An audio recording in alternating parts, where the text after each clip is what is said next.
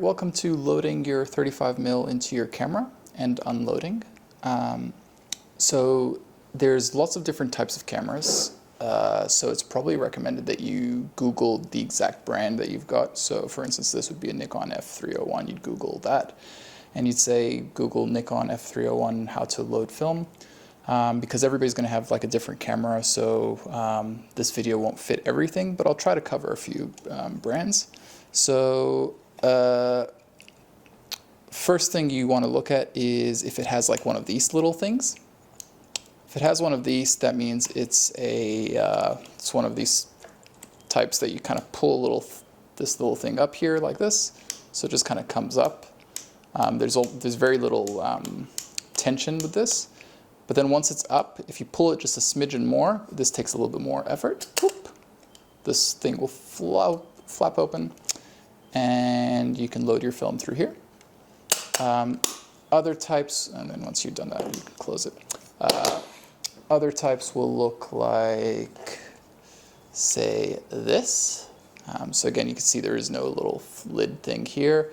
So what I would do is I'd look around and find something, usually on this side, where I could just pull and it opens up the tray. And then over here, there's another one. It's got these little two notches. You could pull them both together. Ooh, there you go. And that opens up.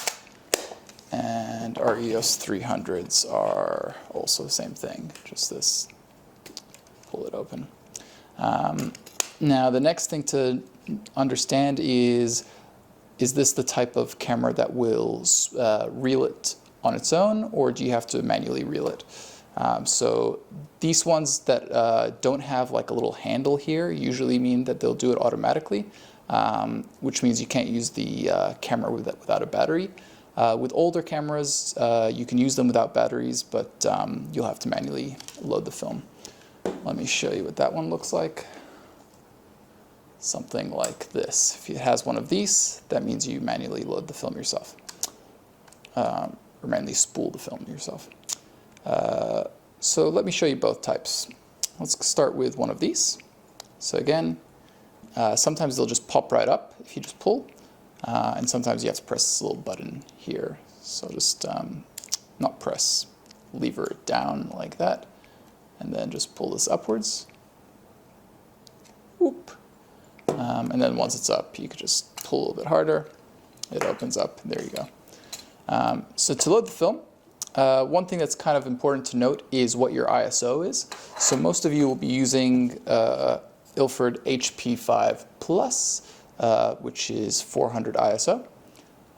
So just remember that 400 whilst you're shooting and once you're developing. When you're shooting, you have to kind of set your camera settings and expose for if you're using a 400 ISO. And when you're developing the film, you also need to be aware that it's 400 so that you know what times to use and stuff. Okay, so to load your film, you plonk it in here. Now it's not going to let you just put it in because of this thing that's kind of in your way. So you just need to make sure that this is up. And again, remember with this one, you have to like pull this down a little bit and then pull this up. And with that up, that gives you way for you to insert your film. The way you know it's this way is you want the film to kind of just easily just be guided in that direction. If I were to put it in this direction, first off, you want this bit to be facing down, but also like you can see that if it goes in this way, the film would have to bend in like a 90-degree angle and be kind of uncomfortable for the film. So that's how you know it's this way. So you want to slot it in. There it goes. And then we could pull this. Don't worry about touching this. This is fine. This isn't actually the film. We've got the film actually starts only about like 10 centimeters in. And you could just pull this out, you could see. Yeah, you could pull it out. So what we want to do is we want to find where it's supposed to be fed. In this camera, you can see there's that little slot. So we're just going to feed it through there. Whoop. That's my bad. You got to close this back to kind of lock it in. So now that won't happen again. So pull it in, And then once it's in a little bit, you could start winding it up with this. So I'm just going to manually wind it. And then it's not going to let you wind it again, so you could just take a blank photo because there's nothing actually here. There's no film here yet that's being exposed. And then now that it's kind of feeling somewhat secure, you can close this. If you feel like it, feel free to just wind it one more time. That's fine. But I'll give it a close, like so. And then here, that should be probably around the start. So if you go again, that's going to see how there's a so there's an S, and then there's a little half between the S and a 0, so that's also a dud. And then you do it one more time, and that's your 0 frame. And then you do it one more time, and that's your first shot. So now this is ready to shoot. And in this particular camera, there's a lock, so I could push it down here, and now I can't shoot that shot. But if I was to unlock it, now I could just click, and that's the first photo taken. And then it won't take a second photo. You need to manually wind it, and then click, take another photo, wind it, take another photo, and you can see that little number dialing up and down. Once your film is loaded, or right before you load your film, you also want to change your ISO settings. So here there's a ISO little indicator.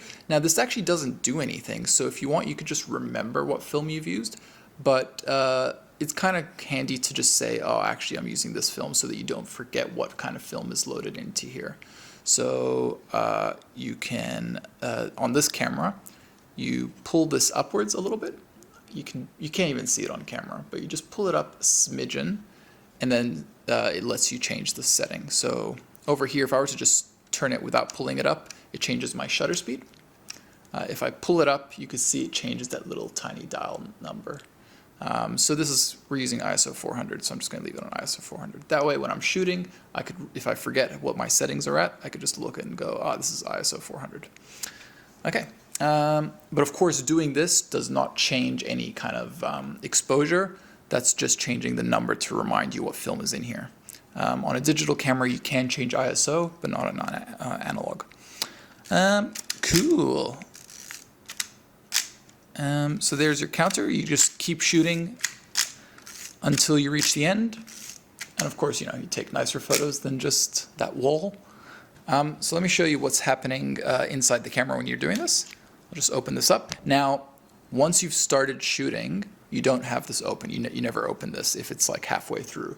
You can open it at the very beginning, and you could possibly do it at the very end. I don't really bother doing that because it's kind of risking it for no reason. But what you do is you could just open it just to show you. And this is what's happening inside your camera. When you take a photo, you go click, take a photo. This is the area that's getting exposed. It takes the photo, and then you wind it more, take a photo, wind it more. This is where the film is, take a photo, etc. And you could do that until the end. Okay, so I've gone ahead and pretend shot all my shots, and it's no longer letting me reel anymore. Here it would tell you that it's the end of the reel, but because I did it manually with the lid open, it's saying it's still at the beginning.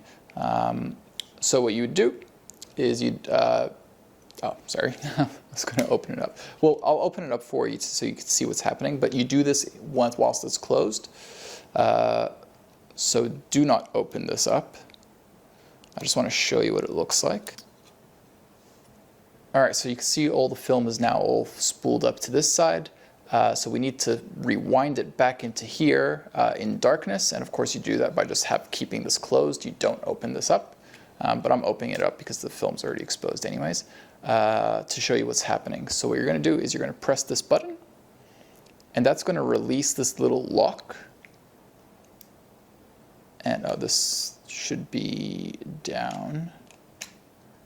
And now that this lock is released, you'll just be able to rewind back manually. So you just press that button. So you don't need to hold this button, it's just to unlock it. Now that it's unlocked, I could just let go and rewind to the very beginning. And again, do all of this with the lid still closed. So it'll just look like this.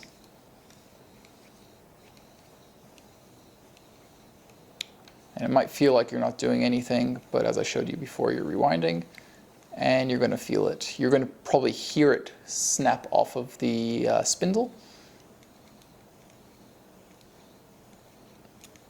There it is. I felt the tension release, and now it's going to be much easier for me to rewind. So now it's probably about here, and it's just rewinding it to the very end, which is just like a tiny bit more. And now I can kind of hear it just kind of clicking, clicking, clicking. And that's where it's safe to open up the film. You could do this in light because it's all spooled back in there. So let's open this up again. Pop it open and show you it's all spooled back in there.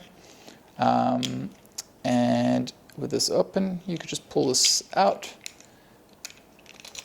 And if you have other films that you want to shoot, you could just reload it and start over again. But now this is ready to develop. So with the EOS 300, it's a bit more of an automatic camera, so it does a lot of it for you. So you just pull this to open that up, as we showed before. You plonk this in downwards. It even shows you which direction to put the film in. Little icon here is pretty hard to see on the camera. But it's always this side down.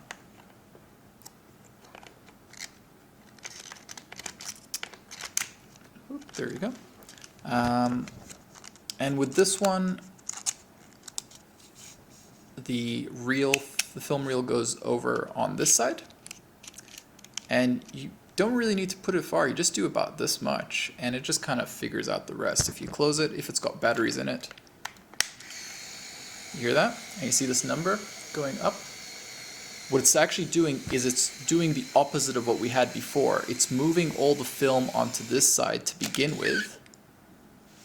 So previously with one of these, what we had is the film was on this side, and you'd shoot it, shot 1, shot 2, shot 3, shot 4, shot 5, and it would all get rolled into there. And then once you're done filming, you rewind it manually by spinning this thing.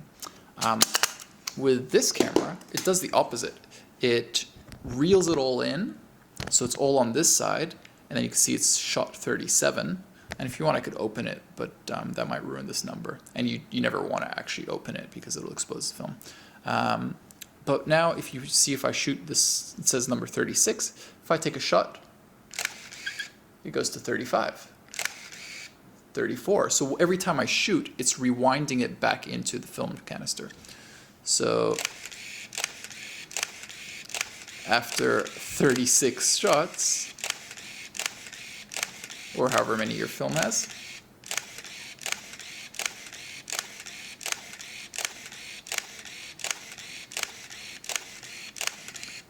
hopefully, again, you're taking nicer photos than just 36 shots of this wall. Alright, so you'll see after I take the last shot, so it's on 2, and then it's on 1, and then last shot. What that did is, again, it's rewinding. Shot 1 was its last one, so it kept rewinding it until all the film is securely in the canister. So let's open that up to have a look. Boop, there it is. Plunk it up. So yeah, it's very easy to use this camera because it just kind of does all the hard work for you. And that's how to load and unload 35mm films.